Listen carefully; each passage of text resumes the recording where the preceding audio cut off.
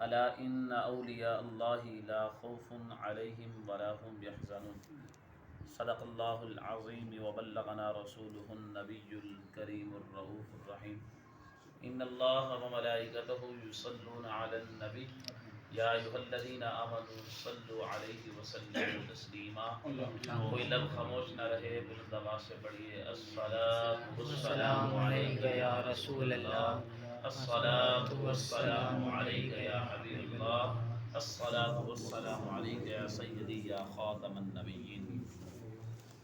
اللہ رب العالمین کا کرم ہے کہ آج رب العالمین نے ہم سب کو اپنے اور اپنے حبیب صلی اللہ علیہ وسلم کے ذکر اور اپنے محبوبین بندوں کے ذکر کے لیے رب العالمین نے ہمیں یہاں جمع ہونے کا موقع فراہم کیا، اور جمع ہو کر ہم الحمدللہ اس کا اور اس کے پیارے حبیب صلی اللہ علیہ وسلم کا ذکر سماعت کر رہے ہیں۔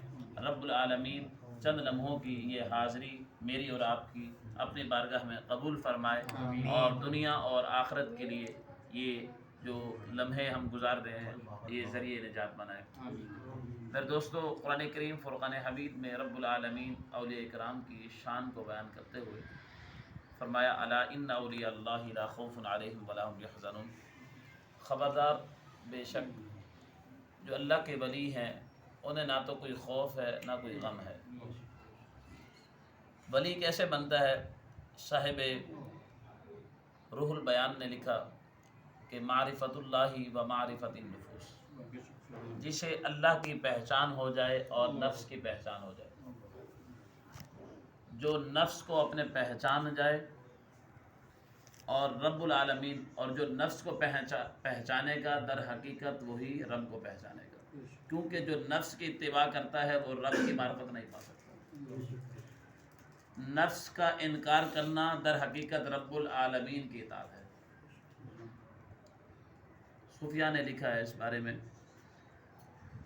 اور جس طرح اللہ رب العالمین نے انسان کو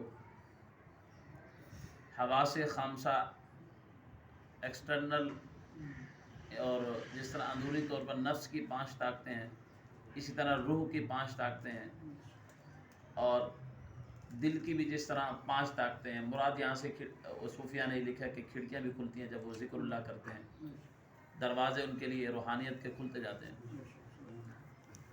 تو حضرت خواجہ خواجگاں عطائے رسول شیخ الہند خواجہ معین الدین چشتی اجمیری علیہ الرحمہ کے حوالے سے نفس کی بھی 5 طاقتیں ہیں۔ میں یہ ایک الگ موضوع ہے، تو نفس کی 5 طاقتیں یعنی 5 اس کو طاقتیں اللہ تعالیٰ عطا کر دیتا ہے، لیکن اس میں جو نفس کی طاقتیں ہیں ان میں سے چند طاقتیں رب العالمین غیر مسلم کو بھی دے دیتا ہے۔ جو دل کی طاقت ہے، جو دل کی روحانیت ہے، روح کی روحانیت ہے، یہ غیر مسلم کو نہیں ملتی۔ اب دیکھیے کہ حضرت خواجہ معین الدین چشتی اجمیری علیہ الرحمہ کی بارگاہ میں ایک غیر مسلم حاضر ہوا، اور اس نے آپ کے قریب ہو کر بالکل آپ کے سامنے بیٹھ گیا، بیٹھ کر آپ سے کہا کہ حضرت میں نے آپ کو اندر جھانک کر دیکھا ہے، اندر نور ہی نور ہے، روحانیت ہی روحانیت ہے، مگر آپ کے دل پر ایک سیاہ داغ ہے۔ بڑی دلچسپ بات ہے، کہا کہ آپ کے دل پہ ایک سیاہ داغ ہے۔ یہ مجھے سمجھ میں نہیں آ رہی بات کہ اندر نور ہی نور ہے، روحانیت ہی روحانیت ہے، مگر دل پہ سیاہ داغ ہے آپ کے، اس کی وجہ کیا ہے؟ تو آپ نے فرمایا کہ یہ سیاہ داغ دور ہو سکتا ہے۔ اس نے کہا کیسے دور ہو سکتا ہے؟ کہا کہ اس طرح، اگر تم کلمہ پڑھ لو۔ اس نے کہا داغ آپ کے دل پہ ہے، کلمہ میں پڑھوں اور آپ کا داغ دور ہو جائے گا، یہ سمجھ میں نہیں آتی۔ آپ نے کہا تو کلمہ پڑھ۔ اس نے کہا ٹھیک ہے، اگر میرے کلمے پڑھنے سے آپ کے دل کا سیاہ داغ دور ہو سکتا ہے تو میں کلمہ پڑھ لیتا ہوں۔ آپ نے اسے کلمہ پڑھایا، اس نے جیسے کلمہ پڑھا مسلمان ہو گیا۔ آپ کے جسم پر، آپ کے دل پر پھر اس نے توجہ ڈالی اس غیر مسلم نے، کہا اب آپ کے دل پر وہ جو سیاہ داغ میں نے کچھ دیر قبل دیکھا تھا اب نہیں ہے۔ لیکن میں اضطراب ہوں، مضطرب ہوں، مجھے یہ بات سمجھ میں نہیں آئی کہ کلمہ میں نے پڑھا ہے اور دل پر جو سیاہ داغ آپ کے تھا وہ دور ہو گیا ہے، یہ بات سمجھ میں نہیں آ رہی۔ آپ نے فرمایا وہ اس طرح ہے کہ جب تم میرے سامنے بیٹھے تھے اور میں تمہارے سامنے بطور آئینہ موجود تھا، تم مجھ میں دیکھ رہے تھے، وہ جو میرے دل پر تمہیں سیاہ داغ نظر آ رہا تھا وہ میرے دل کا نہیں تھا بلکہ وہ تم تھے، وہ تمہاری صورت میں سیاہ داغ تھا۔ اب تم نے کلمہ پڑھ لیا ہے، مسلمان ہو گئے، اب وہ میرے دل کا سیاہ داغ چلا گیا ہے۔ تو یہ بتانے کا مقصد یہ واقعہ آپ کے سامنے ذکر کرنے کا کہ ہماری یہ کوشش ہوتی ہے، ہم سامنے والے کو دیکھتے رہتے ہیں کہ کیا کر رہا ہے، ہم کبھی اپنے اندر جھانک کر نہیں دیکھتے، کوشش نہیں کرتے کہ ہمارے اندر کیا خامی ہے۔ اور یقین رکھیے کہ جب تک بندہ اپنا احتساب نہیں کرتا وہ کامل نہیں بن سکتا۔ ایک بات۔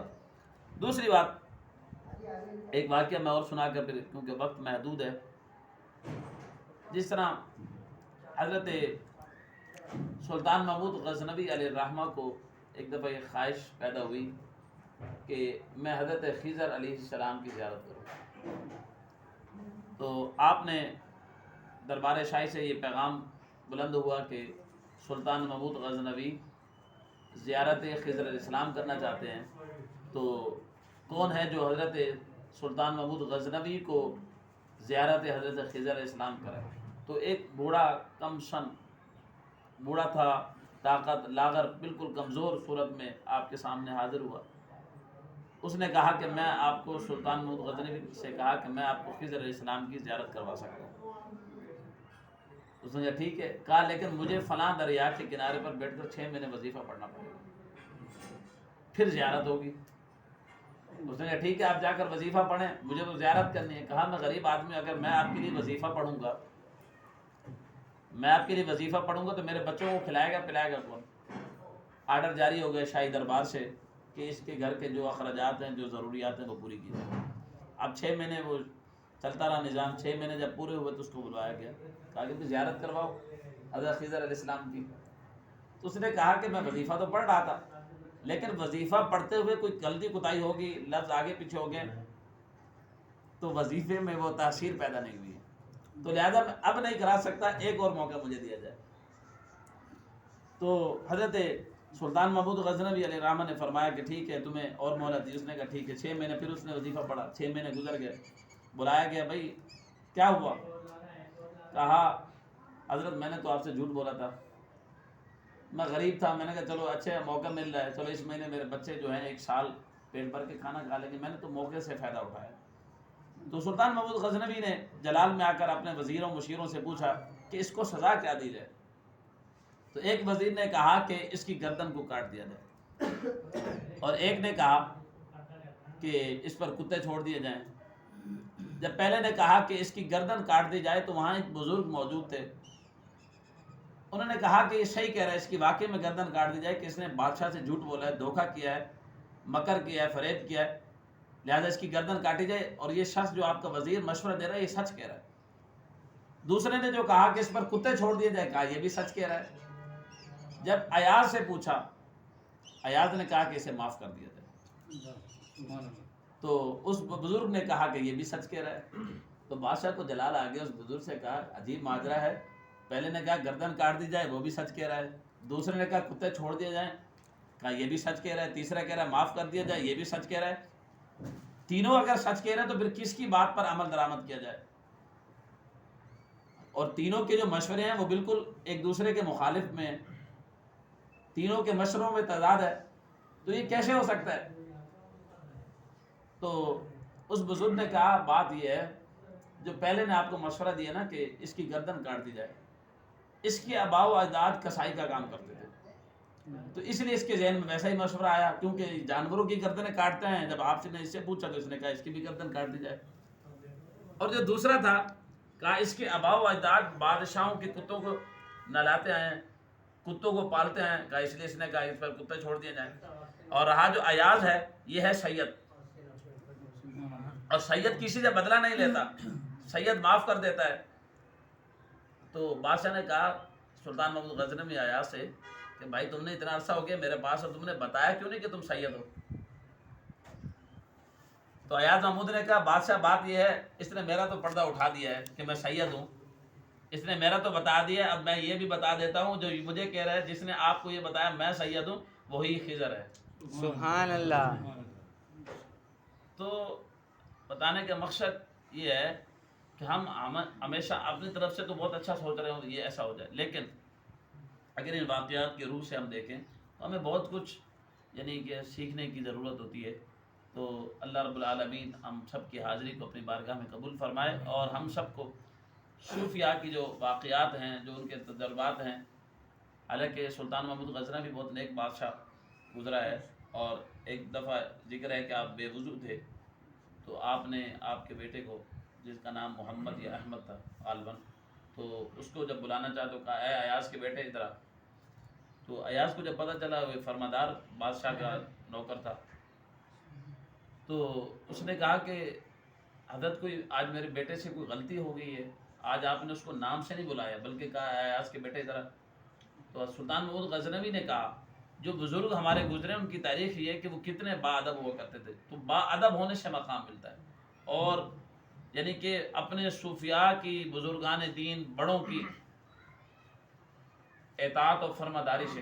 اب کیا ہے کہ انہوں نے کہا کہ میں بے وضو تھا، اس لیے کہ بے وضو ہو کر میں اپنے نبی کا نام لوں، یہ سلطان محمود غزنوی کو یہ بات دیکھتی نہیں۔ سبحان اللہ۔ تو اس لیے اللہ رب العالمین ہم سب کو با ادب بنائے، اور نبی پاک علیہ الصلوۃ والسلام کی سیرت پر کو پڑھنے اور یہ پیغام آج لے کر اٹھے۔ ہمارا دستان عالیہ سے یہی پیغام ہم سب کو دیتے ہیں کہ آپ سب سے میرا یہ سوال بھی ہے کہ آج تک ہم میں سے کس نے کوئی چھوٹی سی کتاب حضور صلی اللہ علیہ وسلم کی سیرت پر لکھی ہو، ہم نے کبھی اس کا مطالعہ کیا؟ نہیں کیا ہوگا، یقیناً ہمارے گھروں میں بھی موجود نہیں ہوگی۔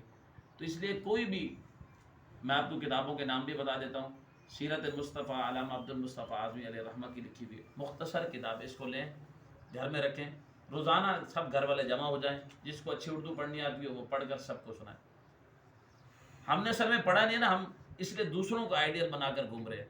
جب رسول اللہ علیہ وسلم کی سیرت پڑھیں گے تو پھر کسی کو حضور سے بڑھ کر کوئی خوبصورت ہے؟ حضور سے بڑھ کر کسی کا اخلاق بیان کیا جا سکتا؟ نہیں کیا جا سکتا۔